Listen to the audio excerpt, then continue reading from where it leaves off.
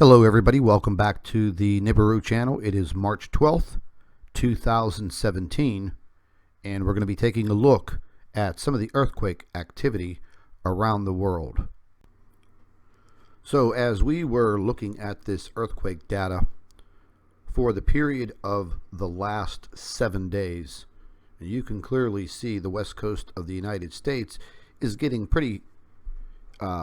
hit pretty hard relating to the earthquake activity. However, there haven't been any large earthquakes that would create devastating destruction. In all actuality, there haven't been any devastating earthquakes across the globe. But that does not mean that something is not looming. But just taking a look at all of the earthquake activity, specifically in the Ring of Fire over the past 7 days, earthquake activity here on the west coast of the United States, earthquake activity along the west coast of South America, and also leading into Europe and Eastern Europe. There seems to be a pattern of this activity. So how much longer are we going to have to wait till there is a very large catastrophic earthquake or several earthquakes that occur simultaneously across the globe?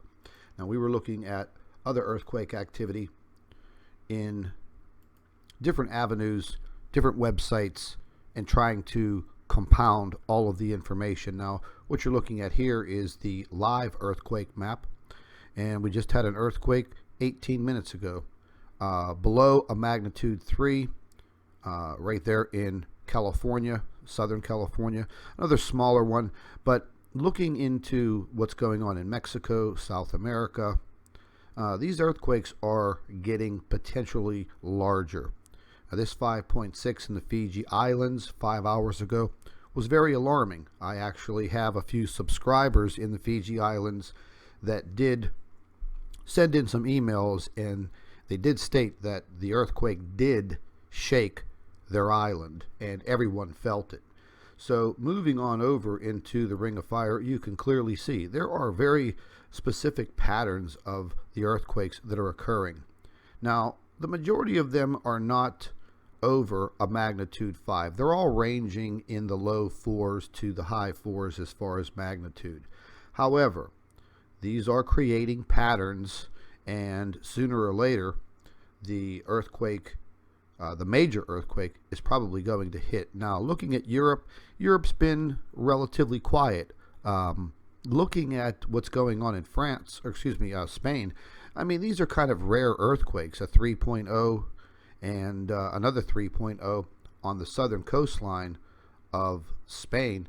It's just kind of alarming because these really are not earthquake zones where you would see this type of activity. The one thing we constantly take a look at is the coronal holes on the sun, because there is a direct connection between the activity on the sun and what occurs as far as earthquakes on our planet.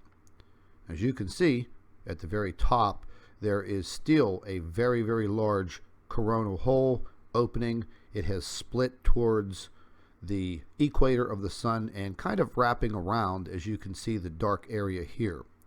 There is still a very large coronal hole at the bottom of the sun, and I've spoke about this before.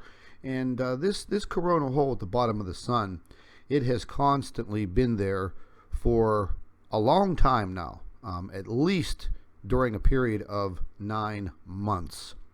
One article that was very alarming, I was reading this yesterday, and this is once again dealing with the state of California. This article was in the Sign of Times. Scientists say a 7.4 earthquake would cause ruptures from Los Angeles all the way to San Diego. Now, the article goes further to talk about a new study, and that study showed that it was possible for a 7.4 magnitude earthquake to affect an area as wide as Los Angeles to San Diego. Now, the Long Beach earthquake of 1933 had a magnitude of 6.4 and it killed 120 people. But a 7.4 would be 30 times as powerful. And ladies and gentlemen, again, with today's technology, Los Angeles is a very big city, very tall buildings. You know, you want to assume that the architecture can withstand some of these powerful earthquakes, but we'll never know until that day comes. Now, this study goes on, and I'll leave a link to this information, but they are starting to find that some of these fault lines that they've never seen or discovered before, they're actually discovering more fault lines in very, very critical very, very critical areas. So the bottom line is we're going to have to keep a very close eye on what is happening around the world as far as earthquake activity. And, you know, just panning up in this article, there was a 5.6 magnitude earthquake that occurred. I believe this was yesterday morning in the Kermadec Islands, northeast of New Zealand. And New Zealand has been getting hit constantly with small earthquakes, magnitude 4, magnitude 5, but they've been getting hit with a lot of them. And this type of activity will create a very unstable situation. And with that unstable situation, a larger earthquake will then potentially do much, much more damage. So once again, we're going to stay on top of all of the earthquake activity around the globe. And like I've always said before, make sure that if you live in any of these earthquake areas, make sure you have yourself a preparedness plan. It doesn't hurt to be prepared. We've all seen what happened during the Oroville, California situation. A lot of these people were not prepared for any type of disaster. They were not prepared for any type of evacuation. And that situation in Oroville is about to hit a critical stage once again. A very, very severe situation with high temperatures and snow melt. And that's going to be occurring over the next few days. So we're also going to be keeping our eye on that. But once again, ladies and gentlemen, just make sure that you are prepared and you're paying attention to what's going on around you. So ladies and gentlemen, please make sure you stay informed, stay updated, and most definitely stay tuned. Please don't forget to subscribe to the Nibiru channel for all of your updates.